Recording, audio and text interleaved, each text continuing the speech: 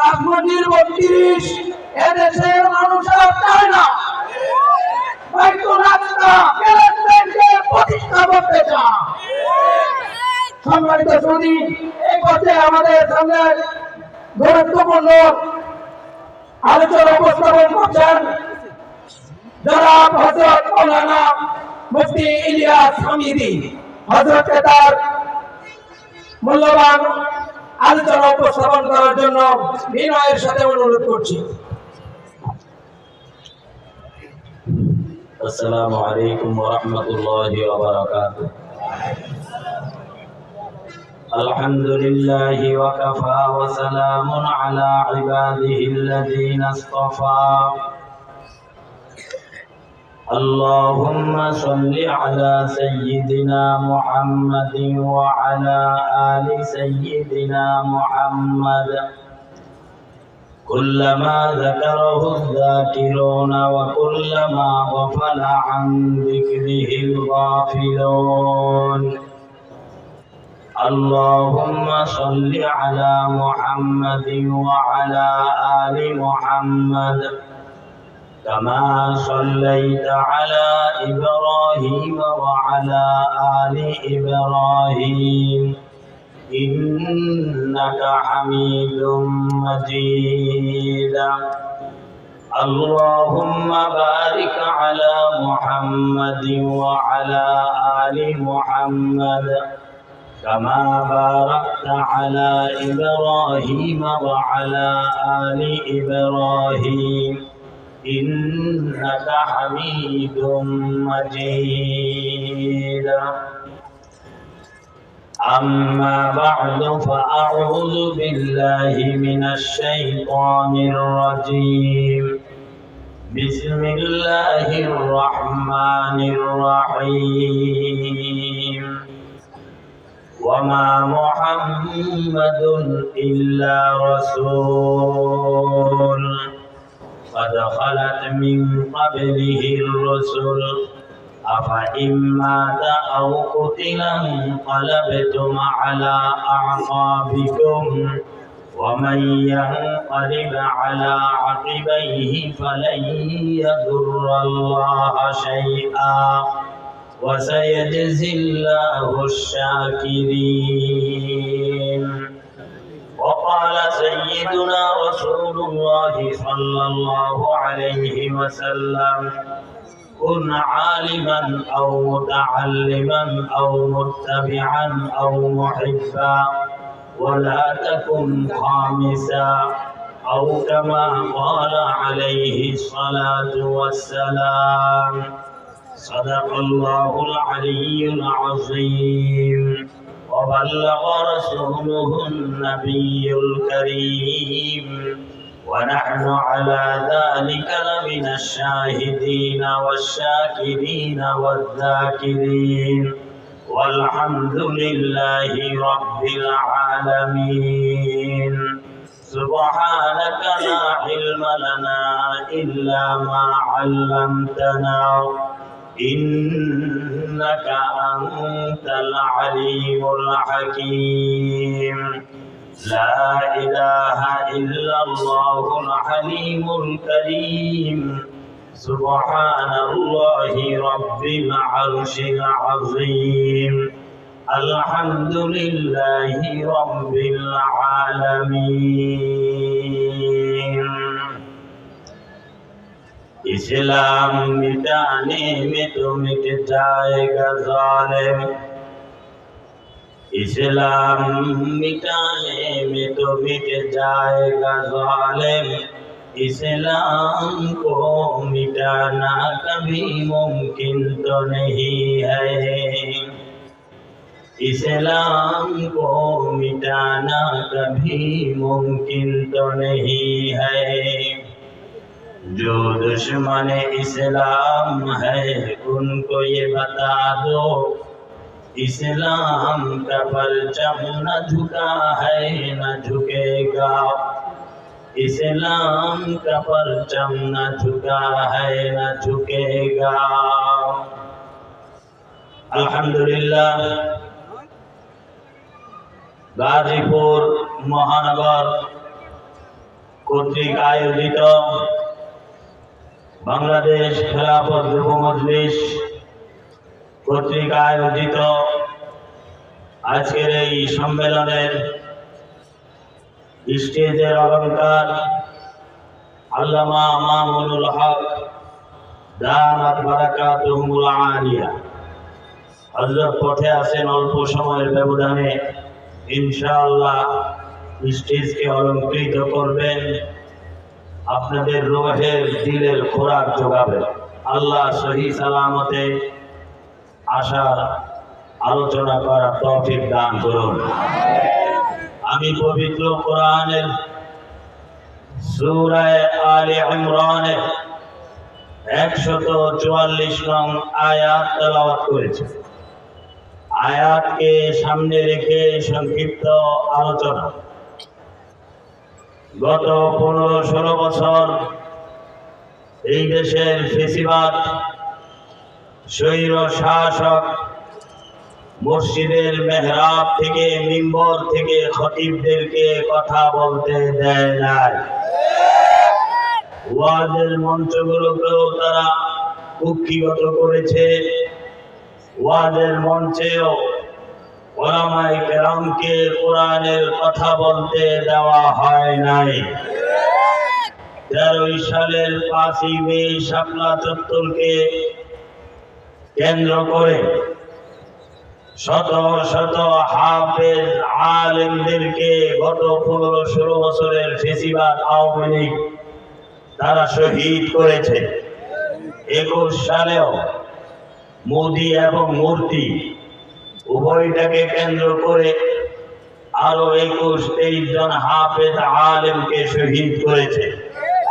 হাজার হাজার উলামায়ে কেরামকে মিথ্যা প্রতারণা করে মিথ্যা মামলা দিয়ে জেলখানায় মাসকে মাস বছরকে বছর বন্দী করে রেখেছে। আল্লাহ রাব্বুল ইজ্জত ওয়াল জালাল শাহজালালের এই বাংলা নাস্তিকের বাংলা নয়। শাহজালালের এই বাংলা ফেসিবাদীদের বাংলা নয়। এইটা তারা ভুলে গিয়েছিল। উলামায়ে কেরামের চোখের পানি আর হিম্মত এবং পাশাপাশি তৌহিদি জনতার সমর্থন এবং হিম্মত উভয়টাকে কেন্দ্র করে আল্লাহ তাআলা ফেসিবাদের অপসারণ ঘটিয়েছে। এমন ভাবে যে তাদের অপসারণ ঘটবে তা আমরা ইতিপূর্বে তাদেরকে সতর্ক করেছিলাম। আল্লাহর খেলা উলামায়ে কেরাম স্টেজে নবী হযরতে মূসা আলাইহিস সালাতু ওয়াস সালাম আল্লাহ বললেন রাতের অন্ধকারে উম্মত নিয়ে মিশর ছেড়ে চলে যাও। খেলা খেলবেন আল্লাহ।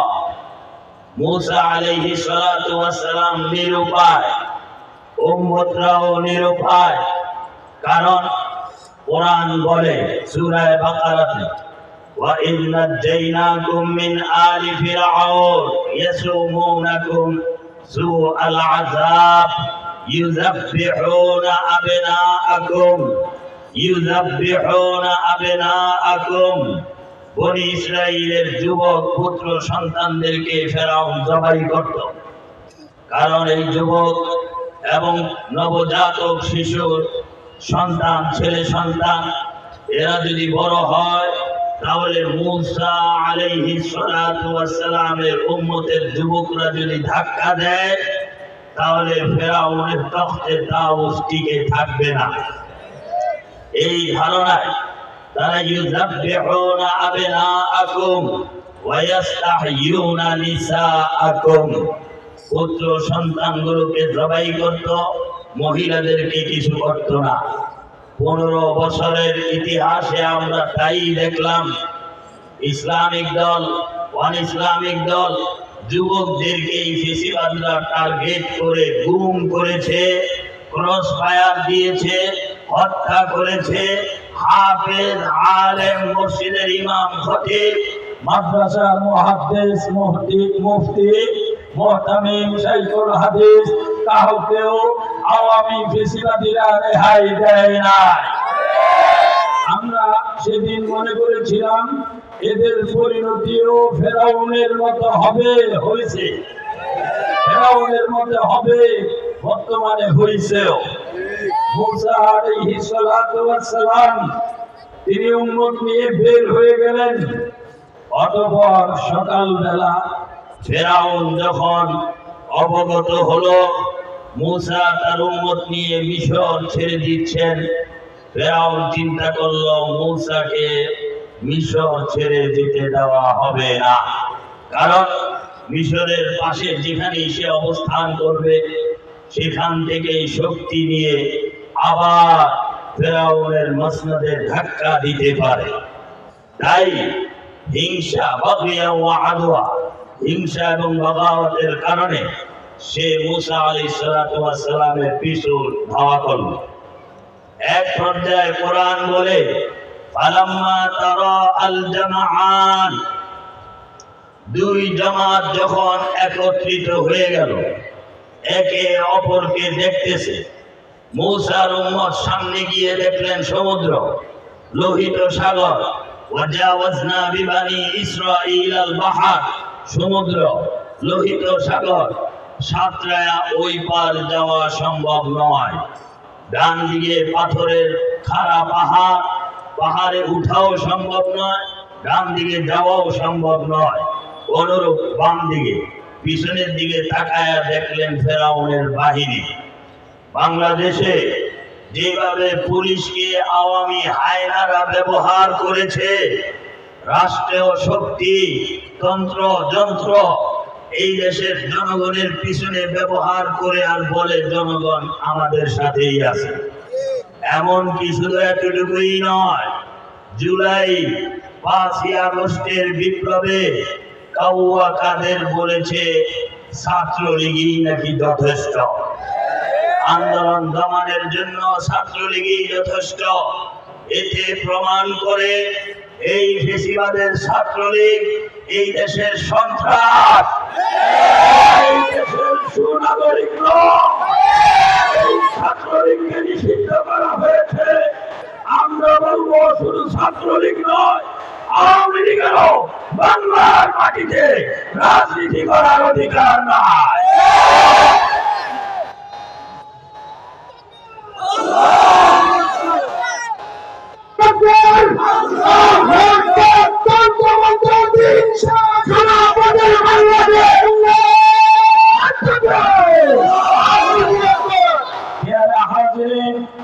মুসার উম্মত যখন দেখলো পেছনে ফেরাউন, সামনে সমুদ্র, দুই পাশে পাহাড়, কোনো রাস্তা নাই, তখন তারা চিৎকার করে বলতেছিল মৃত্যুর ভয়ে, চিৎকার করে বলতেছিল ইন্না লামুদরাকুন, ইন্না লামুদরাকুন, আমরা তো পাকড়াও হয়ে গেলাম।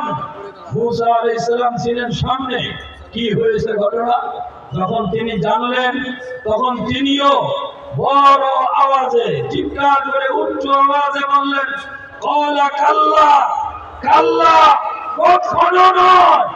আমরা আল্লাহর জমিনে আল্লাহর খেলাফত, আল্লাহর দ্বীন কায়েমের জন্য আসছি। জালেমদের হাতে ধরাশায়ী হয়ে মৃত্যুবরণ করব সবাই। কাল্লা, কখনো নয়। ইন্না মাইয়া রাব্বি, আমার রব আমার সাথে। আল্লাহু আকবার। ফেসিবাদ 21 সালে হাজার হাজার উলামায়ে কেরাম মিথ্যা মামলা দিয়ে জেলখানায় বন্দী রেখেছে। এই দেশের ওয়াইজিনে কেরাম যারা ইসলামের কথা বলতো, লিস্ট করে করে বিনা অপরাধে জেলখানায় বন্দী করেছে। তারা ইসলাম প্রচার করতে দিবে না, ফেসিবাদ কায়েম করবে, হিন্দুত্ববাদ কায়েম করবে। আমরা ঘরে বসে বলেছিলাম হবে না। ইন্না মাইয়া রাব্বি, রব আমাদের সাথে আছে। ওলামায়ে কেরাম নবীর উত্তরসূরি, ওলামায়ে কেরামের দোয়া আছে, চোখের পানি আছে। এই দেশ থেকে ইসলাম বিতাড়িত হবে না। মুসাকে আল্লাহ বললেন, মুসা এরপরে বললেন সায়াহদি, আল্লাহ রাস্তা দেখাবেন।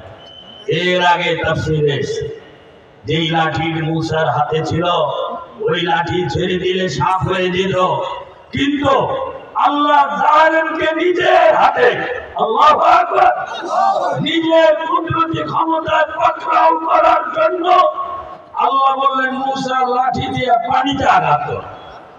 ছেড়ে দিলে সাপ হইতো। মুসার উম্মত তো ভয় পালায়, ফেরাউনের বাহিনী তো ভয় পালায়, কিন্তু লাঠি দিয়ে পানিতে আঘাত করতে বললেন, সাপ বানাইলেন না। রাস্তা বানায় দিয়া ফাঁক তৈরি করলেন, রাস্তা বানায় দিয়া মুসাকে পার করে দিলেন।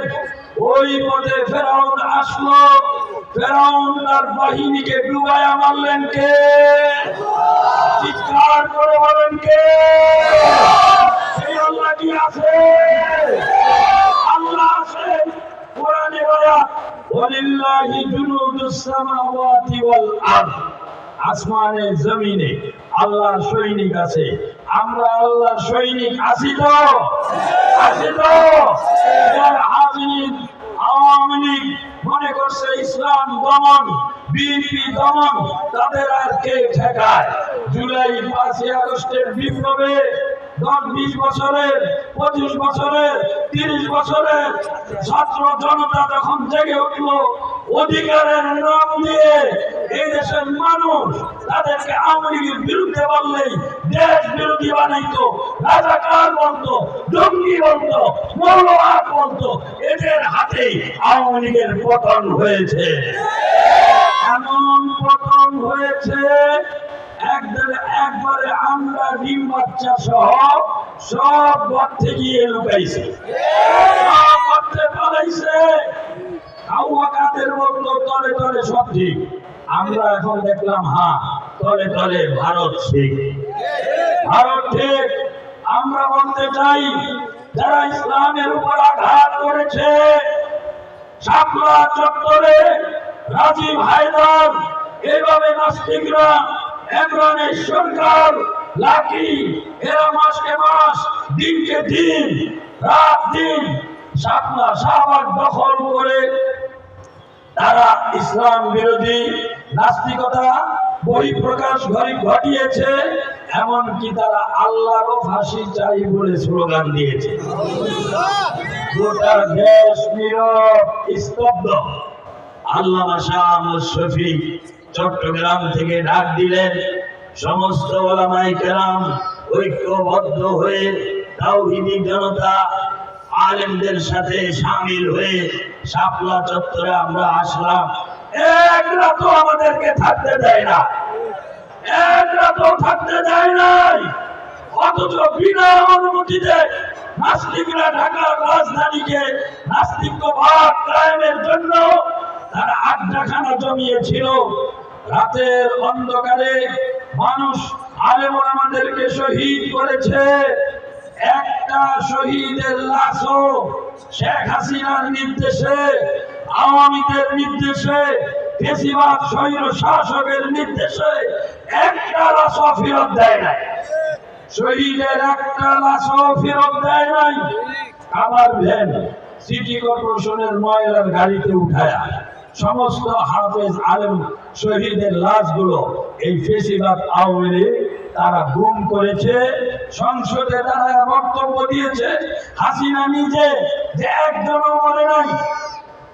রং মেখে নাকি হেফাজতে ইসলাম বাংলাদেশের ব্যানারে ওলামায়ে কেরাম নাটক করেছে।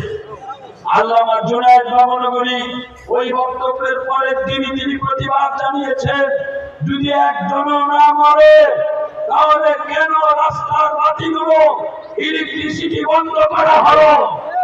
তিনি প্রতিবাদ জানিয়েছেন, জানানোর মধ্যে বলছেন যদি একজনও না মরে তাহলে দিগন্ত টিভি, ইসলামিক টিভিকে কেন যারা লাইভ সম্প্রসারণ করতেছিল তাদেরকে কেন বন্ধ করা হলো? তাদের লাইভ কেন বন্ধ করা হলো? সমস্ত সাংবাদিককে ওই শাপলা দপ্তর থেকে কেন সরিয়ে নেওয়া হলো? হুজুর নিজে বলেছেন, আমার মাথার উপর দিয়ে গুলি গেছে, আমার কানের পাশে দিয়ে গুলি গেছে, কিন্তু ফেসিবাদের লিডার হাসিনা বলে একজনও মরে নাই।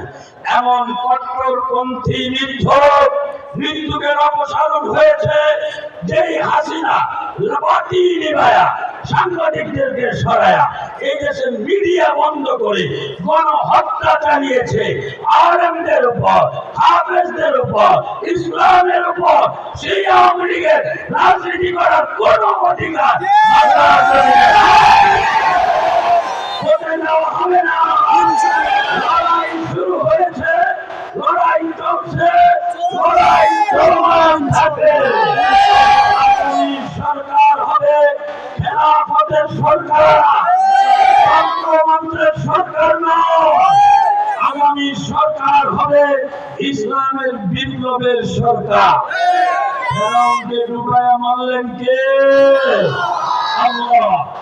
ইয়ারে হাজিরিন, এই লড়াই তো এমন লড়াই, হক বাতিলের লড়াই। দল বড় নয়, বাপ বড় নয়, মা বড় নয়, রাষ্ট্র বড় নয়, বড় হলো আল্লাহ, বড় হলো আল্লাহর দ্বীন। বড় হলেন আল্লাহ, আল্লাহর দ্বীন। ইব্রাহিম আলাইহিস সালাতু ওয়াস সালামের সামনে বাতিল মূর্তির পক্ষে। শেখ হাসিনা কি মূর্তির পক্ষে না বিপক্ষে?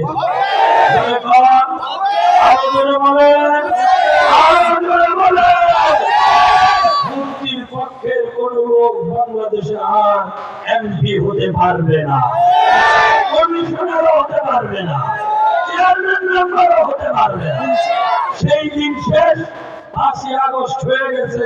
মসজিদের মিম্বর থেকে খতিবরা কথা বলবে, কোরআনের কথা বলবে, আল্লাহর দ্বীন কায়েমের কথা বলবে। যেই কুলাঙ্গার মসজিদের হোক, কমিটির হোক, মুসল্লি হোক, ইমামকে বাধা দিবে, তার মসজিদে ঢুকার অনুমতি না। নাস্তিকদের মসজিদ পরিচালনার অনুমতি না। এটা শাহজালালের বাংলা, এটা শাইখুল হাদিসের বাংলা, এটা নাস্তিকদের বাংলা নয়। ইব্রাহিমের সামনে বাপ মূর্তির পক্ষে। ইব্রাহিম আলাইহিস সালাতু ওয়াস সালাম কি ধমক দিয়ে বলল, ধমকের সুরে, লা আরজুমান্নাক, লা আরজুমান্নাক। হে ইব্রাহিম, যদি তুমি মূর্তির বিপক্ষে কথা বন্ধ না করো, পাথর নিক্ষেপ করে, পাথর ছুঁড়ে অবশ্যই অবশ্যই তোমাকে মেরে ফেলবে। ওয়াহজুরনি মানিয়া, দেশ থেকে তোমাকে বের করে দিব। ইব্রাহিম আলাইহিস সালাতু ওয়াস সালাম বাবা হওয়ায় আদবের খাতিরে বললেন, ওয়ালা সালামুন আলাইক, আপনার উপর শান্তি বর্ষিত হোক। সাআস্তাগফিরু লাকা রাব্বি, আপনার জন্য রবের কাছে ক্ষমা চাইব। কিন্তু তিনি কি হকের পক্ষ থেকে দূরে সরে গেছে? জানেন? এরপরে মা, যে মায়ের গর্ভে ধারণ করলেন, যে মায়ের কোনো মূল্য হয় না, মায়ের সামনেও একই কথা, মূর্তির পক্ষে মা, ইব্রাহিম বিপক্ষে। শেষ পর্যন্ত এই মূর্তি বিরোধী মূর্তির সমাজকে আঘাত করার জন্য মূর্তি ভাঙলেন। নমরুদ আসলো, ঝড় নাই, তুফান নাই, ভূমিকম্প নাই, মূর্তিগুলো ভাঙলো কিভাবে, ভাঙলো কে? কোরআনের আয়াত কলু জমার সিগা ব্যবহার করেছে আল্লাহ। একদম লোক বললো, একদম অনেক লোক দাঁড়ায় বলল সামিআনা, এটাও জমার সিগা। তারা বলল আমরা শুনেছি। ফাতাহ, একদম আল্লাহু আকবার। গোটা মূর্তির সমাজের বিরুদ্ধে একদম। আপনাদেরকে জিজ্ঞাসা করতে চাই, মূর্তির বিরুদ্ধে আমরা একজন না একাধিক, শত শত হাজার হাজার। সুতরাং বাংলাদেশে হিন্দুত্ববাদ কায়েম করা যাবে না। আওয়ামী লীগ এটা ডিলিট করে দাও মন থেকে। সামিআনা ফাতান, একজন যুবককে শুনেছি মূর্তি নিয়ে সমালোচনা করে। ইকালু লাহু ইব্রাহিম, যার নাম হলো ইব্রাহিম। ইব্রাহিম আলাইহিস সালাতু ওয়াস সালাম অ্যারেস্ট। কে ভাঙছে? আলোচনা। সেই আলোচনা আমার উদ্দেশ্য নয়, আপনারা সেগুলো জানেন। গাজীপুর ওলামায়ে কেরামের মার্কাজ, ওলামায়ে কেরাম থেকে আপনারা জানেন কি দাঁড়াইলো। বাতিল মায়ের সুরতে হযরত ইব্রাহিমের সামনে ইব্রাহিম লা ইলাহা ইল্লাল্লাহ, ইব্রাহিম খলিলুল্লাহ তিনি মায়ের শুরুতে বাতের মাথা নত করেন নাই, বাপের শুরুতে বাতের মাথা নত করেন নাই। রাষ্ট্রীয় শক্তি গোটা পৃথিবী নমরুদের কথায় চলে, ইশারায় চলে। রাষ্ট্র শক্তি এক ইব্রাহিমের বিরুদ্ধে সেখানেও মাথা নত করেন নাই। বাঁচানেওয়ালাকে আওয়ামী লীগ গত 15-16 বছর এই দেশের ওলামায়ে কেরামের উপর যে অত্যাচার, অবিচার, জুলুম, নির্যাতন বিভিন্ন পন্থায় চালিয়েছে, আওয়ামী লীগের কাছে এই দেশের আল্লামা মামুনুল হক মাথা নত করেন না। ইসলাম বাংলাদেশ মাথা নত করেন না, মাথা নত করেন না। জুলাই 5ই আগস্টের বিপ্লবে আমাদের ওলামায়ে কেরামেরও অবদান আছে। 84 জন হাফেজ এবং আলেম তারাও শহীদ শাহাদত বরণ করেছেন। শত শত হাজার হাজার আহত আছে, শাহাদত বরণ করেছেন। এই 24 জুলাই 5ই আগস্টের বিপ্লবে 84 জন, সবগুলো ওলামায়ে কেরাম। কে কোন স্পটে, কে কোন জায়গায় কোথায় মারা গেছেন, কিভাবে কাদের গলিতে এবং তাদের বাড়িঘর কোথায়, সেই হিসাবও আমাদের কাছে আছে। আমরা বলতে চাই, আজকে বাংলাদেশ খেলাফত যুব মজলিস, আমরা এই দেশে ইসলামের ভবিষ্যৎ দেখছি। আপনাদের পদচারণায় এবং আপনাদের সমর্থনে আমরা মনে করছি ইনশাআল্লাহ আল্লামা মামুনুল হক নেতৃত্ব দিবেন, আমরা পিছনে থাকবো। এই দেশে খেলাফত কায়েম হবেই হবে ইনশাআল্লাহ।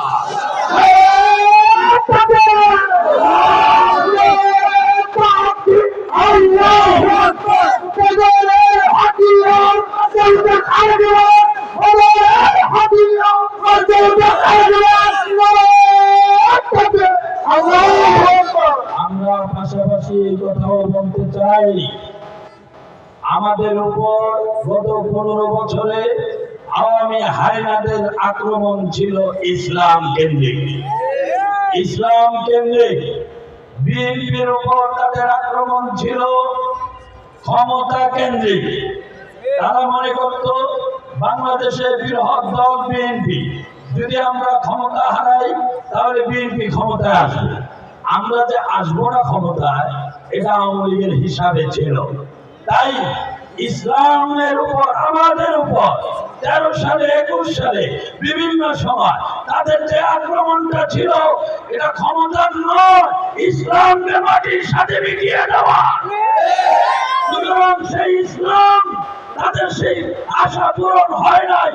আমরা চাইব আগামীতে ইসলাম কায়েম করে, খেলাফত কায়েম করে আওয়ামী লীগকে বুঝিয়ে দেওয়া, এই দেশের মানুষ ইসলাম চায়, হিন্দুত্ববাদ চায় না, ধর্ম নিরপেক্ষ মতবাদ চায় না। পাশাপাশি এই 6 মাসে, 5ই আগস্টের পরে এই 6 মাসে এটাও লক্ষ্য করে দেখেছি, বিরোধী যারা ক্ষমতা কেন্দ্রিক রাজনীতি করে, আপনাদের মূল এজেন্ডা হলো শুধু নির্বাচন, নির্বাচন, নির্বাচন। শুধু নির্বাচন, সংস্কার চান না, আওয়ামী লীগের নিষিদ্ধকরণ চান না, প্রথম আলো নিষিদ্ধকরণ চান না। অর্থাৎ আমরা দেখতে পাচ্ছি যেই পথে আওয়ামী লীগ হেঁটেছে, সেই পথে আপনারা অগ্রসর হচ্ছেন। আমরা আপনাদেরকে বিনয়ের সাথে বলতে চাই, আওয়ামী লীগের পথে যদি হাঁটেন ক্ষমতার স্বপ্ন দেখবেন না। আওয়ামী লীগ তো পালাইছে, পালায় আশ্রয় নিছে ভারতের অবৈধ স্বামীর কাছে। ভারতের অবৈধ স্বামীর কাছে হাসিনার আশ্রয় হয়েছে। আপনারা যদি সেই পথেই হাঁটেন তাহলে আপনাদের আশ্রয় কোথায় হবে? আপনাদের আশ্রয় হবে না। তাই বিনয়ের সাথে বলছি, আপনারা আমাদের ভাই। আপনাদের মধ্যেও কিছু নাস্তিক আছে, যে নাস্তিকরা বড় বড় পদে আশীন হয়ে বলে বিএনপি শরিয়া আইনে বিশ্বাসী না। এই কথা বলা কি এত জরুরি? বিএনপি যদি শরিয়া আইনে বিশ্বাসী না হয় তাহলে বিএনপি ইসলামিক দলই না। বিএনপি যদি শরিয়া আইনে বিশ্বাসী না হয় তাহলে বিএনপি হবে কাফেরের দল। কাফেরের দলকে ভোট দেওয়া হারাম। আপনারা আরো বলেছেন, আপনারা কেন্দ্রীয় লিডার বলেছে কোরআনের সাথে রাজনীতির নাকি সম্পর্ক নাই। কোরআনের সাথে যদি রাজনীতির সম্পর্ক না থাকে তাহলে কিসের সাথে কোন রাজনীতি আপনারা কোন আদর্শ বাংলাদেশে বাস্তবায়ন করতে চান? সুতরাং কথাবার্তা সাবধান। এই দেশ এটা মুসলমানের দেশ। ক্ষমতা থাকা জরুরি নয়, আন্দোলন করে বেঁচে আছি, আন্দোলন করেই বাঁচবো। ইসলাম ছাড়া অন্য কোন তন্ত্র মন্ত্রের সামনে মাথা নত করবো না। হাজিরিন, ইসলামের অনেক লোক আছে, অনেক লোক। আমি জানি অল্প সময়ের ব্যবধানে এখান থেকে আমাকে উঠতে হবে, সরে যেতে হবে। এই মুহূর্তে আমি আমার নিজ থেকেই বলছি, এত বড় মাহফিল গাজীপুর মহানগর বাংলাদেশ খেলাফত যুব মজলিসের নেতৃবৃন্দ কর্তৃক আয়োজিত। ওনারা অনেক অর্থ, অনেক শ্রম, অনেক মেধা, অনেক সময় ব্যয় করে এই মাহফিলকে আঞ্জাম দিয়েছেন। প্রতি বছর একদিন ব্যাপী নয়, অন্তত 2 দিন বা 3 দিন হতে হবে। রাজি আছেন? কে রাজি আছেন? হাত দেখা। একদিন কি 2 দিন অথবা 3 দিন ব্যাপী হতে হবে। যদি এই মাহফিলগুলো আঞ্জাম দিতে হয় লক্ষ লক্ষ টাকার প্রয়োজন হয়। কথা ঠিক?